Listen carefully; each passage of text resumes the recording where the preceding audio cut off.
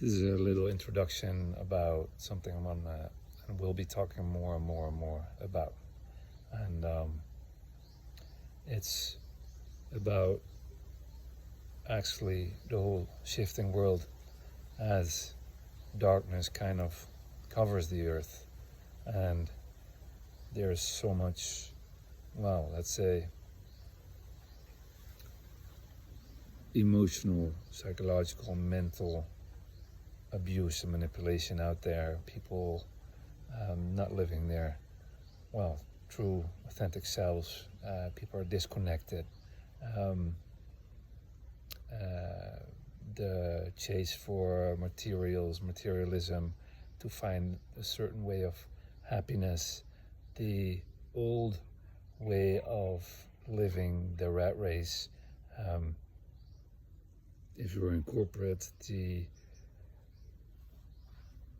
the goals, the increased targets every year, the new targets to grow more, and the whole system of living, people stuck with mortgages, loans, and as well just being misled, being persuaded to get more, to buy more, to find happiness in things that don't make you happy at all. It's going to be more talking about the fact that everything as well at one point will be and start to collapse, and it's time to get prepared for that, and it's time to start thinking and thinking differently and start working together differently. And what this world needs is you and anyone and people to start connecting with their authentic selves, to start understanding yourself, but as well understanding what your qualities are, what you're good at, what your passions are, and especially that what you're passionate about, your deeper why of doing things, what really drives you, and whether that's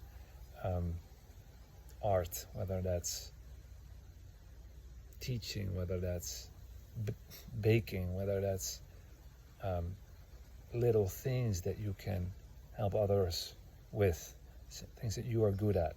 And everyone has their unique way. Every person is unique in its own self, and it's shifting away from the whole thing that it's so incredibly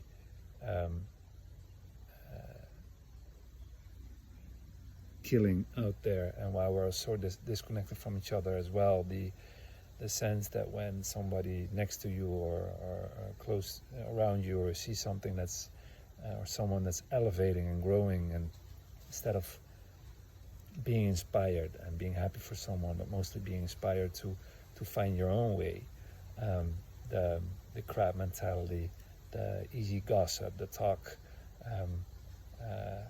about this individual, for instance, or that they got there lucky, or criticizing them, or all that stuff, and trying to tear people down because it makes you or many people in this life, or when you grow, many people around you start feeling uncomfortable because, oh, wait a minute, now all of a sudden they feel left behind, they feel stuck. And the sad thing is they want to pull you down by going behind your back, by trying to even disrupt your path upwards to just keep you stuck so they can feel less miserable. We need to shift that whole way of thinking. Of course, there are people out there that need to start realizing that you need to do the work. You cannot just sit there and be talking, gossiping, or pulling people back and being depressed with yourself, and therefore not wanting others to grow, but stepping up, doing the work, investing in yourself, going inside yourself to figure out who you are, what you're good at. And then we start needing to appreciate everyone's unique abilities, and big or small, it doesn't matter. Systems are going to collapse in this world. We're going to have to find new ways of collaborating, of working together, and whether somebody has more impact than the other, that really doesn't matter. But finding new ways to support and help each other, to look at each other's unique abilities, to include each other with that, and as well by doing so, supporting each other, giving, sharing, whether that's accommodation, food, support, to create a livelihood.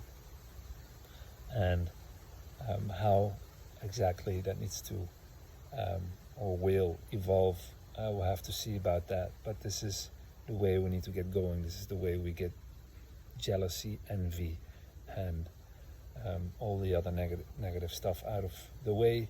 This is the way how we can grow as a collective, how we can stop this psychological mental abuse, the pandemic of narcissism, all that stuff as well, and to connect to each other. There's no community anymore. I'm so grateful to be in the Philippines, where it's, people have less, people have not much to spend, but there's much more community and helping each other and supporting each other, sharing each other. It's insane to see how people here keep sharing while they have nothing.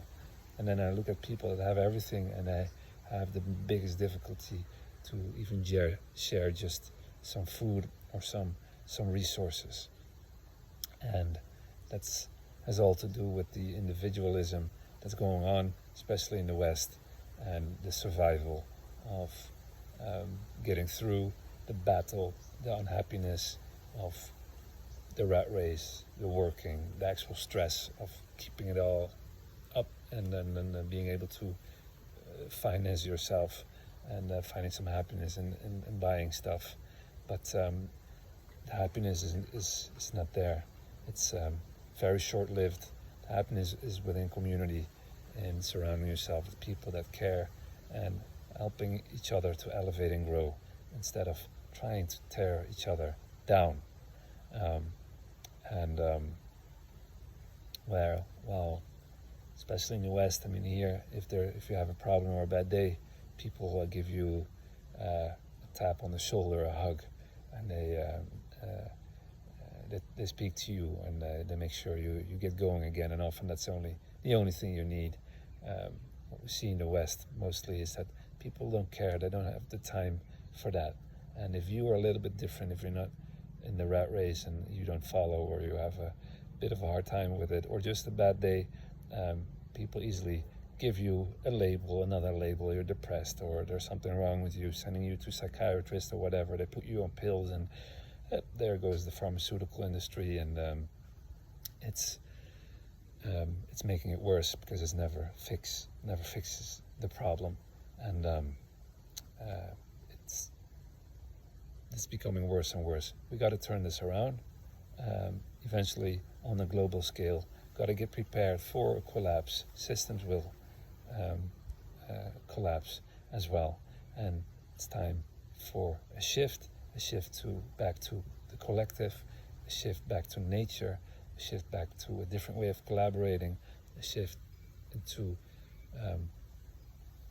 supporting people and turning inwards and finding their skills, rewarding each other for that, supporting each other for that, and providing a livelihood in a different way, and coming together and unite and build community again. And that's the way, and eventually everyone is going to be a lot happier, and we'll see from there. But this is where we have to start looking at, and we have to start looking at each other differently, and being inspired when other people are growing, and then as well when you're growing, pulling other people up as well, using it's the wrong word, but looking at their skills, their value, whether that's a big or a small impact, whether that's something that seems obvious as great value, or perhaps as less in people's eyes, but we need art. We need people that do things like cooking, baking, sharing, teaching, nowadays we look at, you know, someone or a businessman or someone that's making a lot of money, and that's important. But everyone on every single level is important, is valuable, and we need all of it. And we especially need to come together, find different way of collaborating, of living, of sharing, and finding community, and a way that we don't have to try to find security in a system where there is none, but find security in community and each other, and trust, care, growing, elevating. And once you do or somebody else does, you lift somebody up, you bring someone along. You look at each other and their uniqueness, their skills, and allow them to express that, do that, and be of value, and include them as well. This is the way we have to start looking at things, and I'll be back with more.